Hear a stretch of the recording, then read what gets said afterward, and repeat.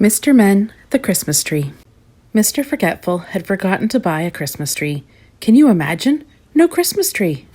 Where would Father Christmas put the Christmas presents? Normally, Mr. Happy helps Mr. Forgetful to buy his tree, but this year, Mr. Happy has gone away for Christmas. And now it was too late. All the Christmas trees had been sold. Everyone else had a tree. Mr. Greedy had bought his tree. Mr. Skinny had bought his tree.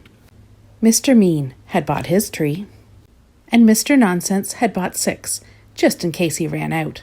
What nonsense! Even little Miss Late had a tree, although she had only got the very last one left.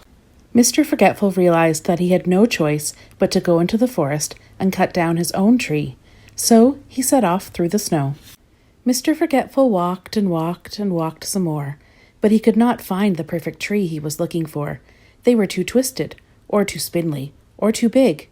That won't fit in my living room, muttered Mr. Forgetful. After much searching, he finally found a tree that was just right, and it was then he realized he had forgotten his saw. Bother, he said to himself. I'll have to go back for it. And it was then he realized that he had forgotten the way home. Poor Mr. Forgetful. As he wandered through the forest trying to find his way home, he came upon some footprints in the snow. These must be my footprints, he guessed, and if I follow them, they should lead me back home.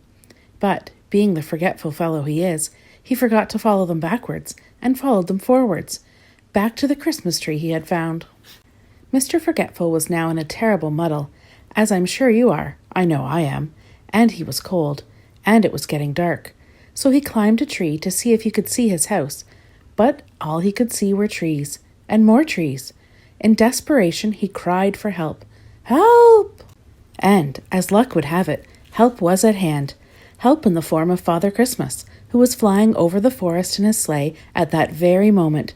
I was just on my way to deliver your present to your house, said Father Christmas. Would you like a lift? By the way, asked Father Christmas, once they had arrived, what were you doing up a tree in the middle of a forest on Christmas Eve? You know what? Said Mr. Forgetful. I can't remember.